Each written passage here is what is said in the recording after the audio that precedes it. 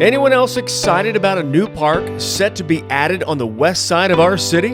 Well, that's what's planned for the former street department location along Lafayette Avenue. City Engineer Kevin Krulik is our guest. Kevin outlines the potential features of this new park and how sidewalks to connect the park with neighboring communities are also in the works. Episode 242 of the Love in Lebanon podcast starts now. Welcome to the Love in Lebanon podcast, highlighting all the great things happening in Lebanon, Indiana. Have an idea for an episode? Send an email to loveinlebanon@lebanon.in.gov. Hey everybody, welcome to episode 242 of our Love in Lebanon podcast. Joe LePage, City of Lebanon Communications and Community Development Director. Some exciting things happening within our community. That's an understatement, isn't it? But one of the things we're talking about specifically, we've brought in our city engineer, Kevin Krulik, to talk about the addition of a new park on the west side of our community. Kevin, thanks for being here on the podcast. Appreciate it. Thanks for having me, Joe. We've watched day by day and kind of the gradual clearing of the site that was the street department garage at 1301 Lafayette Avenue. The temperature was cold, but it's kind of exciting to see work still taking place at that site, and the guys really made short work of several structures there at 1301.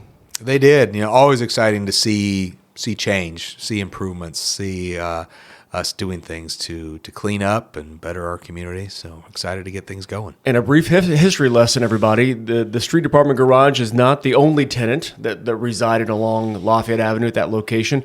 With Triangle Asphalt, that was their OG, their original stomping grounds, if I'm not mistaken. That's my understanding. Okay. I'm not a historian on that site, but I believe before the city acquired it, it was the home of Triangle Asphalt, and I think the city acquired it sometime in the 80s, but again, I don't know the specifics of those dates.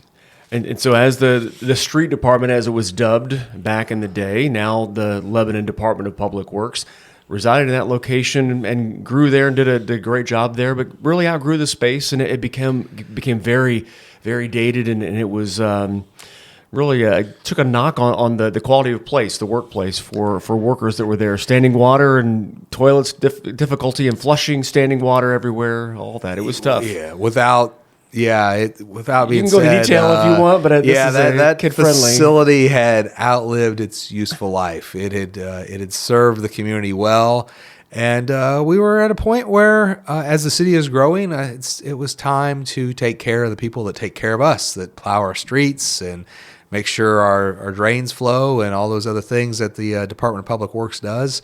And so about 2 years ago, they moved into a new shiny facility out on Mount Zion Road, and it was time to start thinking about what could become of the old site. And I can recall, I'm not going to get too specific, but there was at least one business owner within our community that asked to maybe trade some property to add some more units for storage purposes, and I'm sure there are others that reached out. Yeah, I think we had a couple of interested people look at that facility and say, I could do something with that. Us as a city looked at it and said, wow, when we look at our park network, there's really not a park facility on that west side of town. I know some people will say, well, Harney Elementary is right there. Well, that's not a city park. So we really wanted to better serve and make sure that all residents across the city have close access to park facilities. So that was really never a thought in our mind to do, to look at selling that property for redevelopment. We saw the opportunity to improve the quality of life for residents on the west side of town. And some may be wondering, that parcel is pretty attractive, and there's kind of residential around their neighborhood right behind to the east, and then being able to have some other homes there nearby. Could there have been homes there, and it could have been split into two lots and things like that? It sounds like what had been there before Triangle Asphalt, and then our street department, the things that were in the soil there kind of limited that a little bit. Yeah, there was some limits there. The city, we conducted phase 1 and phase 2 environmental site assessments. There's nothing really concerning there, but given the state of how it was used, not surprising that there's some oil was spilled on the ground, gasoline was spilled on the ground, asphalt spilled on the ground, obviously, and there is some of those contaminants in the soil. So the site, at least not without extensive mitigation, removing a significant amount of soil, couldn't be used for residential purposes. Couldn't be used for any well drilling or anything of that nature.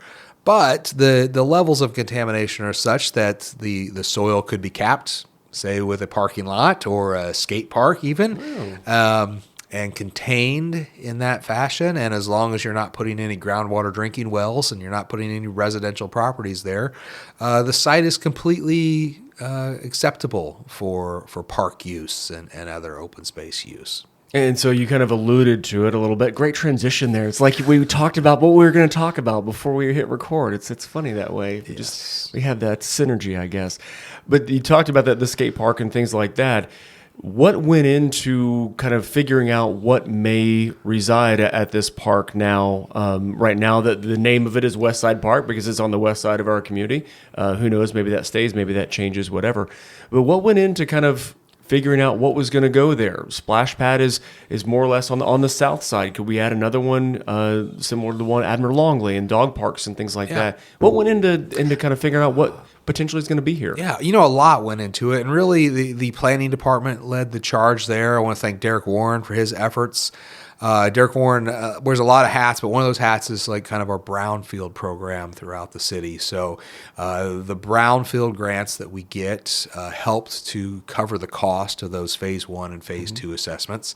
And then our consultants that work on our brownfield program, V3 Consulting, helped us to get another grant to look at master planning for that park. So that all rolled into a process whereby there was a lot of community involvement, a lot of public surveys, a lot of those consultants going to home football games and going to Mischief on Meridian and asking people what they wanted to see in the park. So that planning process developed a concept master plan for that park. Based off of the public input that they received through those surveys and through those public engagements. And, that's where we get to a park that's not just designed by you or me or the mayor or the Parks Department. This is in part designed by the citizens of Lebanon and what they want to see. Mm-hmm. And the parcel is kind of unique where it doesn't look as large as it is. I mean, it's several acres that are there. It is. It's not huge. It's nowhere near the size of Memorial Park or Admiral Longley Park. It's about 4 acres. But we could do some exciting things there. And I think if you look at the master plan, you'll see we're trying to put a lot of really exciting things in there. Put a lot of uses in there that are not found in our other parks. As you mentioned, skate park and things like that. Can you a little more meat on that bone there? Yeah. Is there more fun stuff that we can pass along? Obviously there's going to be play equipment. I think though the equipment that's put into this park is more slanted on trying to reach more of our teenage population and not just looking at the standard swing sets pieces and slides. Exactly. So, we're looking at rock climbing walls and things like that will be in the park. We're looking at the skate park. There will be something for everybody. There's going to be a walking path that goes around the perimeter of the park that anybody of any age can use. There's going to be a picnic shelter. There's going to be public restrooms, and there's going to be a splash pad. I would call it more of I call it a spray pad. Okay. It's more of a simplified water feature, not like the one that was built a few years ago down at Admiral Longley Park. Think of more, an area in the pavement where there'll be some jets that will shoot up from the ground. Still a place to keep cool on a hot day for sure. It's still a great place for kids and families to enjoy cooling off in the summertime. And then we'll have the stuff for the older kids that want to skate or rock climb and explore some of the other play features that we'll have out there. Yeah, I remember talking to several teens, different groups that we've had. That's been one thing that's been missing. What is it for them at our park system? And then this is a great ad to be able to put that in there. Absolutely, and that's what we heard from surveys. That we've done the all-inclusive playgrounds. We've done a lot of other playground equipment purchases over the years. Let's look at something that maybe hits that niche. That's kids that are a little older that may be also looking for places to hang out and things to do. Absolutely. Folks, we're talking with City Engineer Kevin Krulik here on episode 242 of our Love in Lebanon podcast, talking about all the great things currently dubbed West Side Park, but we don't know if that name's going to stick or if there's something else that's going to be added there.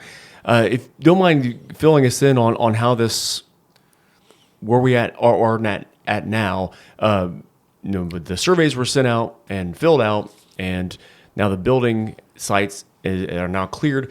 Kind of what happens next with the proposal and how this thing lays out, and ultimately when the new park comes our way. Absolutely. So what we're endeavoring to do is to enter into a BOT agreement, which is a build, operate, transfer, which is a piece of state legislation. It's a creative way for cities to deliver any project. We've delivered a Shell building. We're delivering a fire station. The new fire station on Sam Ralston Road is going in through a BOT delivery method, and we're approaching this one in the same way. BOT stands for build, operate, transfer, and it is a process by which you would select a team that you want to work with. A team that is typically made up of designers, engineers, landscape architects, also made up of a contractor, a general contractor usually, and then there's a developer that's brought into that team to help look at financing options for the city. So that's the way we've done this, and through that process, we've issued a request for proposals and qualifications, and those requests or those responses to that request were due on the 30th. So we're currently evaluating those. We got 6 different proposals from 6 different teams that are all have really exciting resumes. It's going to be a tough process for the selection committee to choose who we want to work with. But that's the exciting thing about BOT. It allows us to choose who we want to work with, and then we set off on what is called a scoping period to fully scope out the project. I know the project is already programmed. We already know what we're building in the park, but there's all the details of that design that have to be worked out, and that'll be part of this scoping period. And at the end of that scoping period, the great thing about the BOT program is it produces a guaranteed maximum price contract for us. And at that point, we can choose to go forward, or we can choose to revisit the scoping period. We can choose to revisit the scoping period with a different a different team. But if we like that price, we like that team, we like that design, we can then enter into a contract whereby the price is really fixed for practical purposes as we go forward with the project. And truth be told, everybody, talking with Kevin before we even set up recording this episode, you were hoping to get maybe 5, maybe 3, 4 quality ones, a 6-pack of folks that want to work with us. That's pretty good. Absolutely. It's better than you expected. We met with the committee just yesterday, actually, and one of the things we decided was that the proposals are all so good, we're going to interview all 6 of the respondents. Wow. So there would have been an opportunity for us to shortlist and interview 2 or 3, but they were so good, so evenly matched, so compelling. We felt like let's give them all the opportunity to interview and then make that decision after we go through the interview process. Before we hit into scoping, all these proposals included schedules. So I'm happy to report that most of these contractors feel as though that with the scoping period starting in, say, March this year, March of 2026, we can start that process and deliver a park probably around the time of like Memorial Day weekend 2027. So great time to cut a ribbon on a brand new park as we go into summer next year. But construction would probably start towards the end of this summer, go through the winter, wrap up in the spring. And how excited are you to be able to add something like this, being a Lebanon resident yourself, being able to add, because it's one of the things that has come up in different conversations that, boy, wouldn't it be great to add a park on the west side of the community. The former mayors have mentioned the importance of an addition of a park feature or some kind of something on this portion of the community, and it's great to see it finally come to fruition. It is, and we thought it might take us a little while to figure this out, but we're excited that we've got the master plan. We're excited about the opportunities for the partnering teams that have before us. And, it's clear as you look at a large map of the city that side of town needs some more park facilities. TLC that way, yeah. Yeah, so we're excited to be able to deliver this and execute this and deliver this on a schedule that perhaps a year ago we didn't think was going to happen this quickly. So we're excited for that opportunity. Of course, we'll knock on wood a little bit to make sure that we kind of kind of gauge our excitement, but it is exciting to be able to do this. And so, Kevin, appreciate you passing along the timeline and giving us the updates there. It's been fun to see the building come down, and we can't wait to see the park sprout up from where that site was. Me as well. Yep, We're excited. Absolutely. Well, thanks everybody for listening to this episode of our podcast. We're bringing more episodes in the future. Take care.